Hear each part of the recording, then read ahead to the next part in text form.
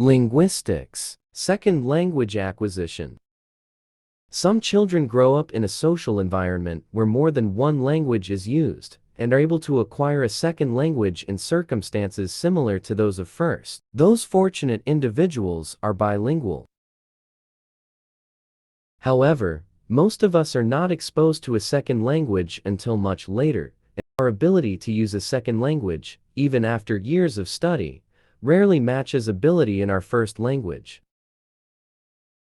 Second language learning.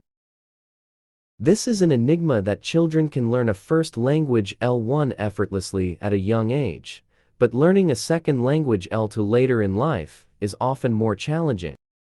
Various reasons and approaches have been proposed to help learners become proficient in an L2, similar to their proficiency in their L1. Distinction between EFL and ESL. EFL, or English as Foreign Language, refers to the learning of a language that is not generally spoken in the surrounding community. For example, Japanese students in an English class in Japan are learning English as a foreign language, EFL. If those same students were in an English class in the USA, they would be learning English as a second language, ESL. Acquisition and learning. Acquisition occurs naturally, over time, through communicative situations with others, without formal instruction or attention to details. Learning, on the other hand, is a conscious process that involves analyzing language features, such as vocabulary and grammar, typically in a classroom setting. While learning can lead to knowledge about the language, it may not necessarily result in fluency. Acquisition, as experienced by children or those immersed in a language, tends to lead to more general proficiency. This distinction is also related to individual learning styles, with some preferring an analytic approach and others a holistic approach. Acquisition barriers. Most people encounter L2 in a limited school setting, with limited time and focus, and have already developed a strong commitment to their L1. Despite these challenges, some individuals can develop effective L2 skills, but rarely achieve native-like proficiency, even in ideal situations. Adults often struggle to master spoken language, though they may excel in written language. The example of Joseph Conrad, who wrote classic English novels but retained a strong Polish accent, suggests that certain aspects of an L2, like pronunciation, may be harder to learn than others, like vocabulary and grammar. There are two acquisition barriers or obstacles. 1. The age factor, and 2. Affective factors. The age factor. After puberty, it becomes harder to fully acquire a new language due to the dominance of the first language L1. However, research shows that early teenagers are actually faster and more effective learners of a second language L2 in the classroom compared to younger children. This suggests that the optimal age for learning an L2 may be between 10 to 16 years old, when the flexibility of language learning ability is still present and cognitive skills are developed enough to analyze the new language effectively. This age range may offer the best combination of factors for successful L2 learning, even if a perfect native-like accent is not achieved. Affective factors. Factors such as self-consciousness, lack of empathy, and negative emotions can create a barrier to language acquisition, especially in teenagers and adults. These factors can lead to a reluctance to practice speaking and listening, and can outweigh physical and cognitive abilities. In contrast, children are less constrained by affective factors and can quickly overcome their inhibitions. Adult learners' self-consciousness was also found to be reduced through alcohol consumption, leading to improved pronunciation, but notes that this is not a practical solution. Teaching methods. 3 types of teaching methods are discussed to teach or learn a second language. 1. Grammar translation method. 2. Audiolingual method. And 3. Communicative approach. The grammar translation method. This method is a traditional approach to teaching L2. Similar to teaching other academic subjects, it focuses on memorizing vocabulary lists, grammar rules, and written language, with little emphasis on spoken language or practical conversation skills. This method, rooted in Latin teaching, prioritizes learning about the language over using it in everyday contexts. While it has produced successful L2 learners, students often struggle to apply their knowledge in real-life situations, despite achieving high grades in class. Audiolingual method. Audiolingual method was popular in the mid-20th century. WALK focused on spoken language and structured drills to develop language habits. Students repeated exercises in a language lab, progressing from simple to complex structures. While still used today, critics argue that this approach is unrealistic, as it doesn't mirror real-life language interactions and can be tedious and boring. It prioritizes isolated practice over authentic communication, neglecting the interactive nature of spoken language. Communicative approaches. Communicative approach in L2 learning focus on language, function, and use, rather than just grammar rules and forms. This approach emphasizes practical communication skills, organizing lessons around real-life scenarios like asking for things in different social contexts. It shifts the focus from abstract language structures to concrete language use, acknowledging that language is a tool for achieving specific purposes. This approach also led to the development of specialized language materials tailored to specific purposes, such as English for medicine or Japanese for business.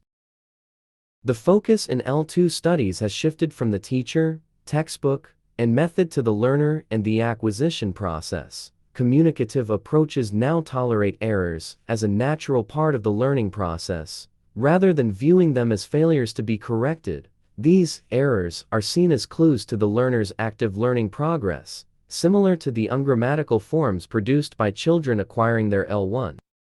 For example, a Spanish speaker's utterance, "three womens," is viewed as an overgeneralization of the plural marker s, a common stage in the L2 acquisition process, rather than simply an error to be corrected. This shift in perspective recognizes that learners are actively trying out ways of communicating in the new language. In transfer or cross-linguistic influence, L1 features are used in L2 production, resulting in errors. Transfer can be positive beneficial or negative hindrance. For example, a Spanish speaker may use the adjective inferior or after the noun, as in Spanish, resulting in take it from the side inferior instead of take it from the lower side. Negative transfer occurs when L1 features differ significantly from L2 features, making communication more difficult. This is more common in early L2 learning and decreases as proficiency increases. The impact of negative transfer varies depending on the language pairs, with greater differences, for example, Chinese English making L2 learning more challenging than similar languages, for example, German English. Interlanguage in L2 acquisition refers to the unique language system used by learners that combines elements of their L1 and L2, but also has its own rules and variability. This system is characterized by errors that don't resemble either the L1 or L2, such as, "She name is Maria," spoken by a Spanish speaker learning English. Interlanguage is considered the basis of all L2 production and can evolve and improve with appropriate conditions. However, if a learner's interlanguage fossilizes, it can lead to a permanent foreign accent and limited L2 proficiency. Researchers continue to investigate the conditions necessary for successful L2 learning and interlanguage development. Many learners have an instrumental motivation, that is, the learning for a specific goal is being able to read and sew. Others have integrative motivation, that is, the learning for social purposes and interactions. Successful learners are often motivated by a desire to communicate effectively and become part of a community. Interestingly, motivation can be both a cause and effect of success, as experiencing success in L2 communication can boost motivation. A supportive learning environment that encourages students to try to communicate, take risks, and make mistakes is more effective than one that focuses on errors and corrections. This approach, combined with access to comprehensible input, provides opportunities for learners to develop their L2 skills and become more successful. Input and output. In L2 learning, input refers to the language the learner is exposed to, and for it to be beneficial, it must be comprehensible. Native speakers may use simpler language, such as foreigner talk, to help learners understand. As the learner's interlanguage develops, they need more interaction and negotiated input, which is L2 material acquired through requests for clarification during active attention. There's an example of negotiated input, where a learner and native speaker work together to understand the meaning of triangle. The learner benefits from both receiving input hearing the L2 and producing output speaking the L2 in meaningful interaction. Producing comprehensible output is crucial for L2 development, but it can be challenging to provide opportunities for this in large L2 classes. Task-based learning. Task-based learning is an approach that involves learners working in small groups or pairs to complete tasks that require them to exchange information or solve problems. Examples of tasks include describing directions to a partner or planning a shopping trip together. The goal is to improve learners' ability to use the L2 in a meaningful way, focusing on fluency and communicative competence rather than just accuracy. Despite concerns that learners might reinforce each other's errors, research shows that task-based learning leads to more and better use of the L2 by more learners. The aim is to develop learners' ability to communicate effectively in the L2, rather than just increasing their knowledge of the language. Communicative competence. The general ability to use language accurately, appropriately, and flexibly is called communicative competence. Communicative competence in a language consists of three components: grammatical competence, that is the accurate use of words and structures; sociolinguistic competence, that is the appropriate use of language in social contexts; and strategic competence, which is the ability to organize messages effectively and compensate for difficulties.